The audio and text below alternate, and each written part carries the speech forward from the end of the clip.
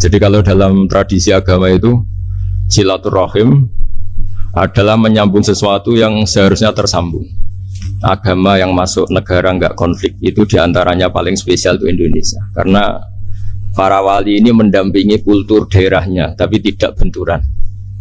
Misalnya kalau orang Jawa dulu pakai sesajen di sawah-sawah, katanya dimakan penunggunya. Ya penunggunya sawah itu kalau dulu ya pikirannya itu makhluk gaib.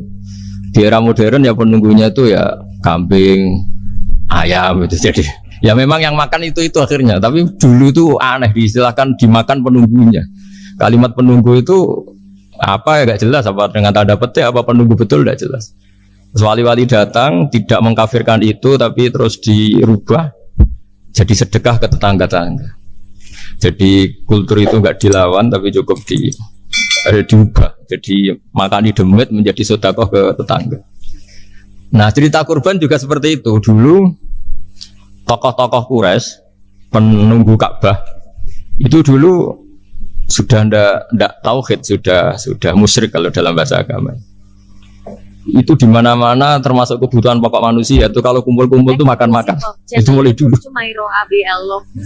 Terus korbannya itu ya pasti perempuan mulai dulu. Jadi hanya bagian masak, boleh makan nanti ngenteni luwian itu, ngenteni bekas-bekasnya.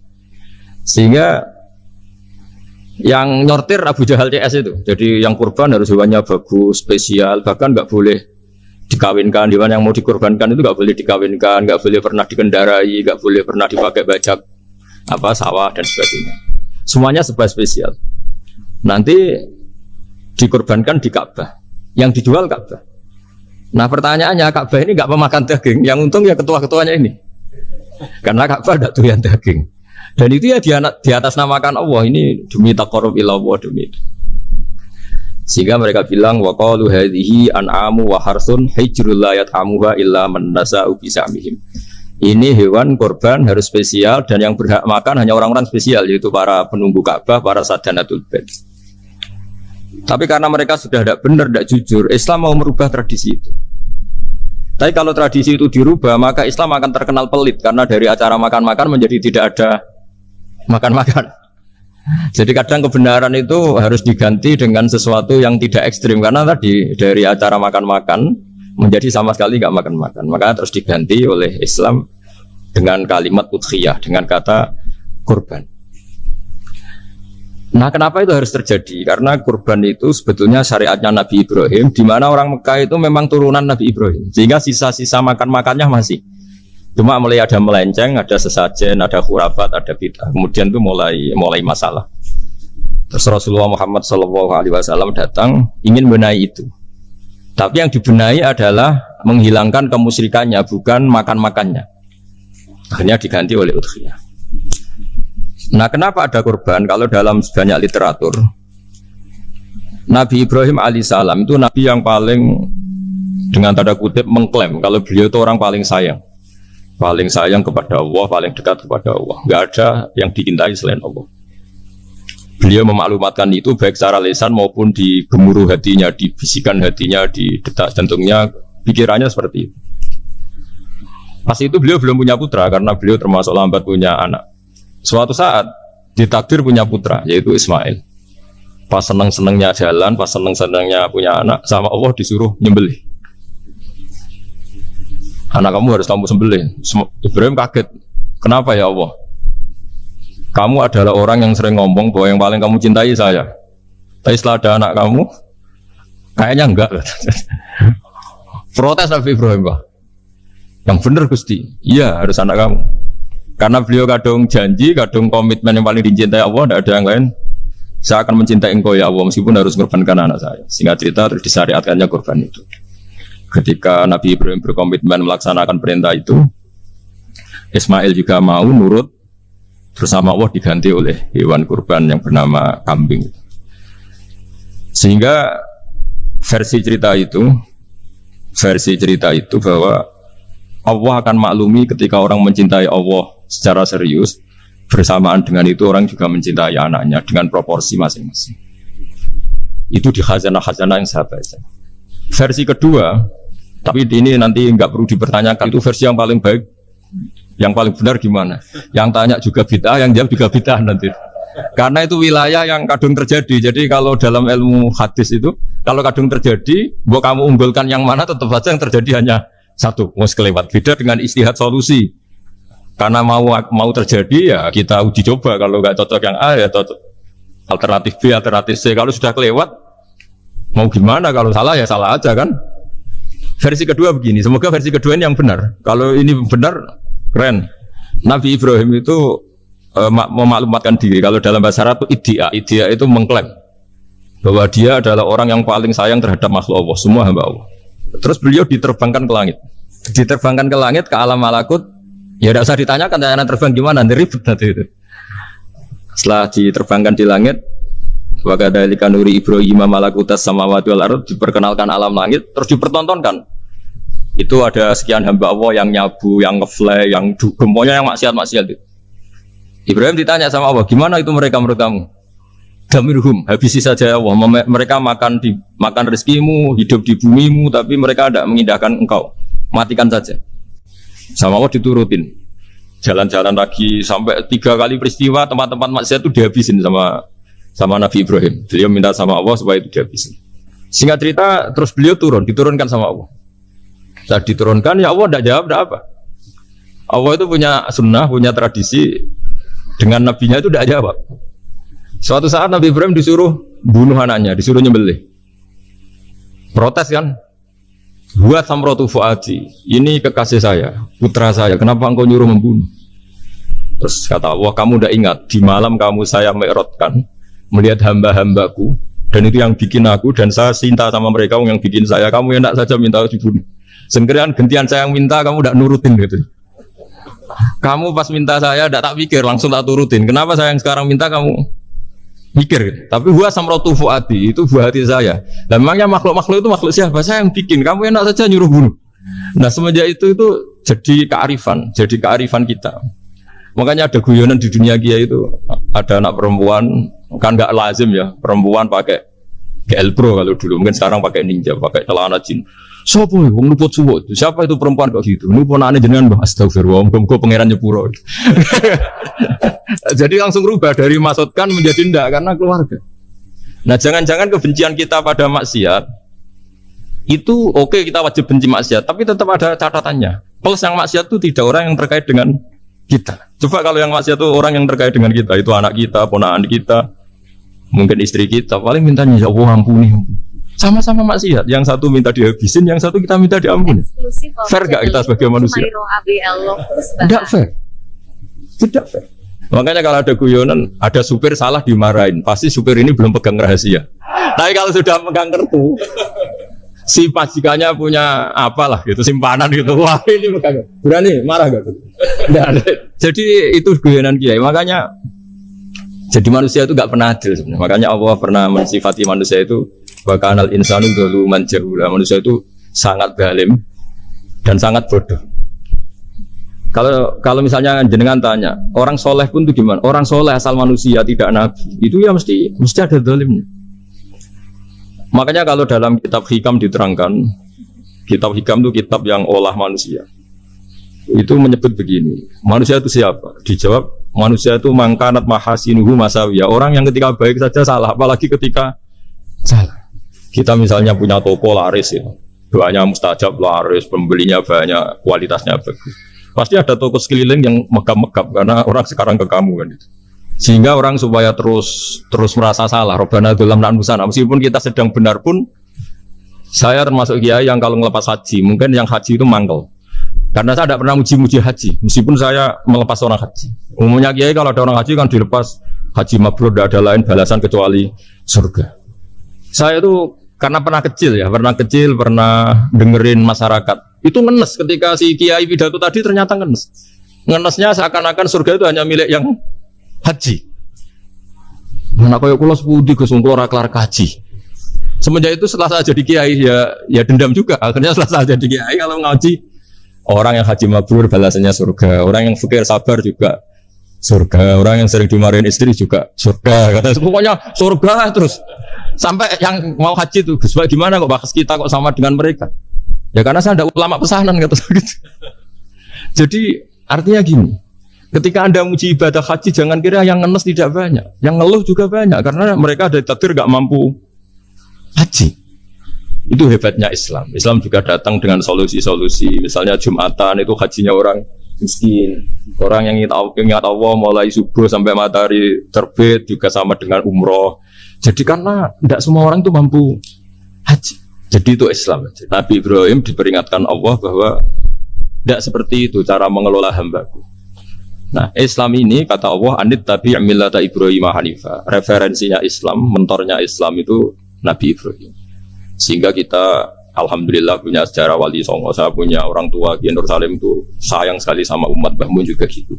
Karena memang agama ini itu kalau masalah kebenaran itu serius, tapi di balik kebenaran ini yang perlu dicatat oleh semua yang mencintai agama ini bahwa Allah itu tidak butuh taat kita. Dan Allah tidak akan gagal sebagai Tuhan karena maksiat kita. La tanfa'uhu ta'atuhum wa la tadurruhu maksiatuhum. Allah tidak akan ngefek ketika semua orang taat ya gak ngefek, semua orang maksiat juga gak ngefek. Karena Allah nidat yang punya eksistensi sejati, sehingga hubungan kita dengan Allah itu gak ngefek ke Allah, tapi ke kita sendiri.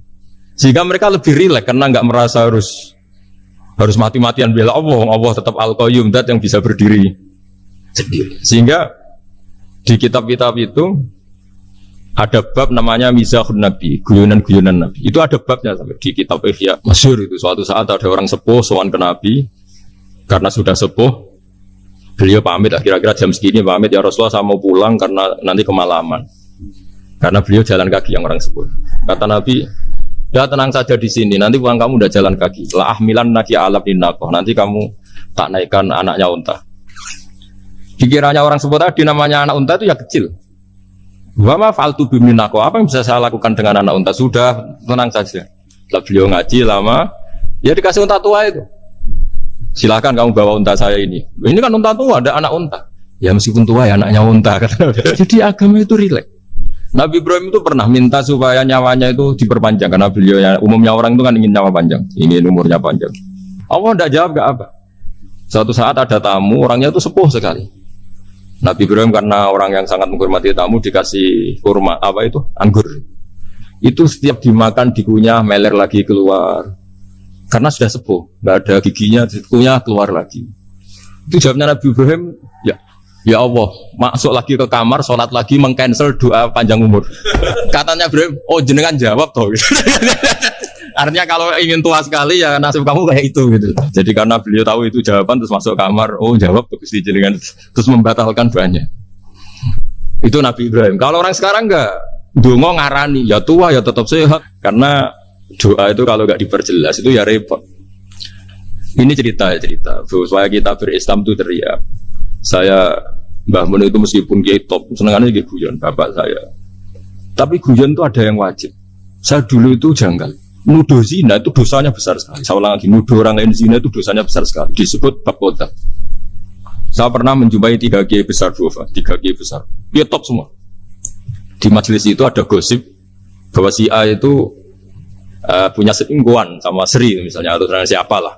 Kalau di Arab itu senengannya pakai Salma, Laila Majnun Salma. Kalau di Jawa itu kasihan kurbannya itu. Ya, tapi itu contoh saja. Itu si kiai 3 tadi gak ngefek, malah tanya gini, loh apa perempuannya cantik? Wah, cantik sekali Mbah. Cantiknya sampai kayak apa? Malah bicara cantiknya perempuan. Saya itu yang pertama iskal. Ini kiai kok bakas orang apa? Cantik. Orang ayu. Setelah majelis itu bubar, yang penggosip tadi ya yang gosip ini gak kiai, yang pembisiknya ada kiai, yang gosip ini gak kiai. Cuma kiai 3 ini posisi mendengar. Tapi malah tanya cantiknya. Sehingga cerita setelah orang itu pulang bilang gini, itu kalau saya bilang iya dengan gosip itu, saya ikut qadzaf, saya ikut menuduh orang lain zina. Itu dosa besar. Selain itu saya kiai, kalau saya bilang iya dianggap membenarkan. Maka untuk mengalihkan gak bicara nuduh, jadi guyon tadi.